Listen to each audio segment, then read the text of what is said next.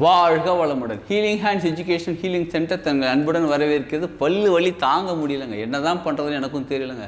பல்லு பிரச்சனையாக இருக்குது, சின்ன வயசுலேருந்து எனக்கு பல்லு சொத்தையாக இருக்குது, என்னென்னமோ பண்ணுதுங்க. பல்லு தொந்தரவு இருக்குது பாருங்கள், அவ்வளோ தொந்தரவு இருக்குன்றவங்களுக்கான பதிவு தான் இது. இது நமக்கு பல்லு வலி இல்லைனாலும் பரவாயில்ல, இதை தெரிஞ்சுக்கோங்க. நிறைய விஷயங்கள் நமக்கு உபயோகப்படக்கூடியதாக இருக்கும். சரிங்களா? நம்ம மற்றவங்களையும் இந்த கருத்துக்களை சொல்லலாம். சரி, இப்போ பல்லு வலி இருக்குது. இப்போ பல்லு வலி இருக்குன்னா இம்மீடியட்டாக என்ன அவங்க பண்ணுவாங்க, கிராம்பு எடுத்துக்கோங்க. அதுவும் அந்த கொண்டையோடு இருக்கணும். அந்த கொண்டையோடு இருக்கக்கூடிய கிராம்பு எடுத்து, அது முக்கியமாக அந்த கொண்டை இருக்குது பாருங்கள், அதை கூட வந்து அந்த எந்த இடத்துல பல்லு வலி இருக்கோ அந்த இடத்துல வைக்கலாம். அந்த கிராம்போட தன்மை அந்த பல்லு வலியை சரி பண்ணக்கூடிய தன்மை இருக்குது. அந்த மரத்து போய்டும், அந்த இடம் மரத்து போய் அந்த பல்லு வலி கம்மியாகிடும், பூச்சும் சரியாகும். இதை விட இது செய்யலாம். இதை விட இன்னொரு சிறப்பான விஷயமும் இருக்குது. கொஞ்சோண்டு வெள்ளை சர்க்கரை எடுத்துக்கோங்க. வெள்ளை சர்க்கரையும் மிளகு தூள், பெப்பர் பவுடர் இருக்குது பாருங்கள், மிளகு தூளும் ஒயிட் சுகர் வெள்ளை சர்க்கரையும் எடுத்துக்கிட்டு ரெண்டுத்தையும் ஒரு 4 சிட்டியை கூட எடுத்துக்கோங்க. இப்படி எடுத்து ஒரு பிஞ்ச் எடுத்து அப்படி வச்சுக்கிட்டு ஒரு சின்ன பிளேட்டில் வச்சு நல்லா ரெண்டுத்தையும் வந்து மிக்ஸ் பண்ணிக்கோங்க. அதை இப்படி எடுங்க. இந்த 2 விரலால் எடுத்து எந்த பல்லில் வலி இருக்கோ, இப்போ கடவா பல் உள்ளுக்குள்ளே வலி இருக்குன்னா அப்படி எடுத்து வாயை திறந்து நல்லா வாயை திறந்து உள்ளுக்குள்ளே கொண்டு போய் பல்லு வலி இருக்கக்கூடிய பாருங்கள், அந்த வலியில் இருக்கக்கூடிய இடத்துல கொண்டு போய் அப்படியே வச்சு அமுக்கிக்கிட்டே இருங்க. கொஞ்சம் நேரம் இப்படி பிடிச்சிக்கிட்டே இருங்க. அதுக்கப்புறம் என்ன பண்ணாங்க, மறுபடியும் கொஞ்சம் சிட்டிக்கை இப்படி எடுத்துக்கோங்க. எடுத்து அதே பல்லில் கொண்டு போய் வைங்க.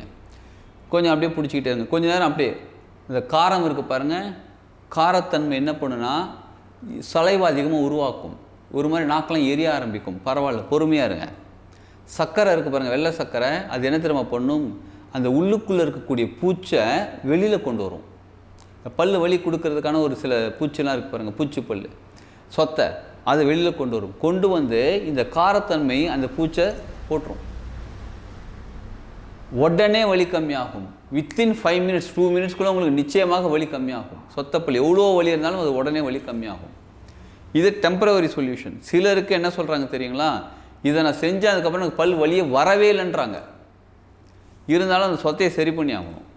சரிங்களா? அதை சரி பண்ணுறதுக்கு அடுத்தது பப்பாளி எடுத்துக்கோங்க. பப்பாளி நாட்டு பப்பாளியாக இருக்கணும். கடையில் போய் நாட்டு பப்பாளி கேட்டால் கொடுப்பாங்க. அதுவும் பழமாகவும் இருக்கக்கூடியது, பச்சை காயாகவும் இருக்கக்கூட, செங்காயாக இருக்கணும். செங்காய் அப்படின்னா லைட்டாக ஆரஞ்சு கலரில் இருக்கும், பச்சையாகவும் இருக்காது, எல்லோ கலரும் மாறாது, லைட்டாக ஆரஞ்சு கலர் இருக்கும். அப்படி தொட்டு பார்த்தாலே காய் மாதிரியும் இருக்கும். அதாவது ரொம்ப அமுகாது, அமுகாவும் இருக்காது. அந்த மாதிரி செங்காயை எடுத்துக்கோங்க. செங்காயை எடுத்து நல்லா வாஷ் பண்ணுங்கள். தோலோட தான், தோலை சீவிட்டு வாஷ் பண்ணக்கூடாது. தோலை நல்லா வாஷ் பண்ணிவிட்டு தோலை நல்லா வாஷ் பண்ணிவிட்டு அதுக்கப்புறம் அதை பீல் பண்ணுறாங்க. அதை தோலை சீவிட்டுங்க. சீவிட்டு இந்த பப்பாளியை உடச்சிங்கன்னா உள்ளுக்குள்ளே விதை இருக்கும், அதுதான் நாட்டு பப்பாளி. அந்த விதையெல்லாம் எடுத்துகிட்டு சின்ன பீஸாக போட்டுக்கோங்க. எப்போ செய்யணும்னா காலையில் எம்டி ஸ்டமக்கில் செய்யணும். சின்ன பீஸாக போட்டுட்டு சின்ன பீஸ் எடுத்துக்கோங்க. வாயில் வச்சு கொஞ்சம் கஷ்டமாக இருக்கும் மெல்றதுக்கு. ஏன்னா பப்பாளி பழமாக இருந்தால் நல்லா கடகடன்னு சாப்பிட்றலாம்.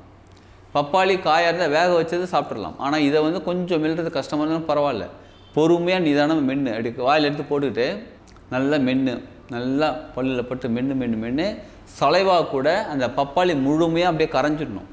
கிட்டத்தட்ட வாயிலே ஜூஸ் போட்டுருன்னு வச்சுக்கோங்களேன்.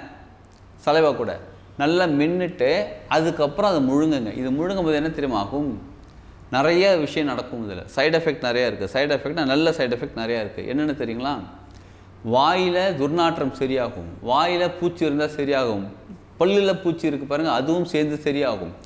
இதை தவிர குடலுக்கு போகுது பாருங்கள், இந்த வழியில் ஏதாவது பூச்சி இருந்தால் சரியாகும். குடலில் சிலருக்கு பூச்சி இருக்குது, புழு இருக்குன்னு சொல்லுவாங்க பாருங்கள், குடல் வெட்டு, குடல் புண்ணு, அது குடல் புண்ணு இல்லைங்க, குடல் பூச்சி இருக்குன்னு சொல்லுவாங்க பாருங்கள். இதெல்லாமே சேர்ந்து அடுத்த நாளே உங்களுக்கு மலமொழியாக வெளில போயிடும். அதாவது செத்து போயிடும்.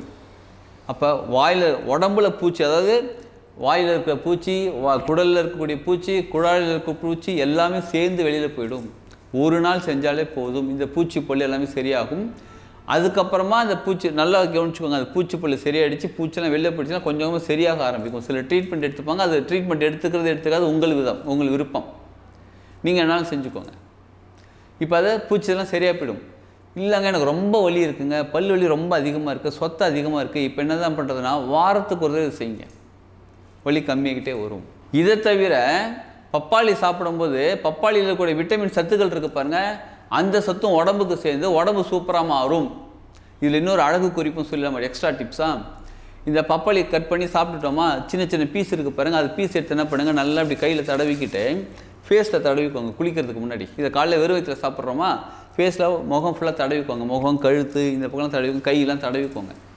தடவிட்டு அதுக்கப்புறம் போய் குளிங்களேன். அந்த பப்பாளியில் இருக்க எஃபெக்ட் இருக்குது பாருங்கள், ஸ்கின்னில் போய் பட்டு ஸ்கின்னில் இருக்கக்கூடிய உள்ளுக்குள்ளே இருக்கக்கூடிய அழுக்குகளையும் எடுத்துடும். நம்ம அதிகமாக ட்ராவல் பண்ணுறோம், ட்ராவல் பண்ணல, புகை இருக்கிற இடத்துல இருக்கிறோம், இல்லை மண் தூசி இருக்கிற இடத்துல இருக்கிறோம். ஸ்கின்னுக்குள்ளே ஒரு ஸ்கின்னுக்கும் ஒரு ஸ்கின் செல்லுக்கும் இன்னொரு ஸ்கின் செல்லுக்கும் இருக்கக்கூடிய சின்ன சின்ன கேப்பில் இருக்கக்கூடிய அழுக்குகள்லாம் இருக்குது பாருங்கள். அதெல்லாம் சம்டைம்ஸ் சோப்பு போட்டால் கூட போகாது, இல்லை நம்ம குளியல் பொடி போட்டால் கூட சில சமயம் போகாது. இதை போட்டு ஒரு அரை மணி நேரம் கழிச்சு அதுக்கப்புறம் போய் குளிங்களேன், சும்மா ஃபேஸ் எல்லாம் ஃப்ரெஷ்ஷாக இருக்கும். இது ஒரு அழகு குறிப்பு. அப்போ நம்ம பப்பாளி சாப்பிட்றதுனால இவ்வளோ நன்மைகள், சொத்தப்பொருளும் சரியாகும், உடம்புல இருக்கக்கூடிய குடலில் இருக்கக்கூடிய புழுக்கள் ஏதாவது பூச்சிகள் அதுவும் சேர்ந்து சரியாகும். இப்படி பண்ணால் இதுவும் உடம்புக்கும் நல்லது கிடைக்கும். பப்பாளியில் இருக்கக்கூடிய உடம்புக்கு தேவையான விட்டமின் சக்திகளும் கிடைக்கும். இவ்வளோ நன்மைகள் இருக்கக்கூடிய பப்பாளியை, நாட்டு பப்பாளியை வாங்கி யூஸ் பண்ணுங்கள். நிச்சயமாக உங்கள் பல்லும் சரியாகும், வயிறும் சரியாகும், உடம்பு அழகாகும், உடம்புக்கு சக்தியும் கிடைக்கும். வாழ்க வளமுடன்.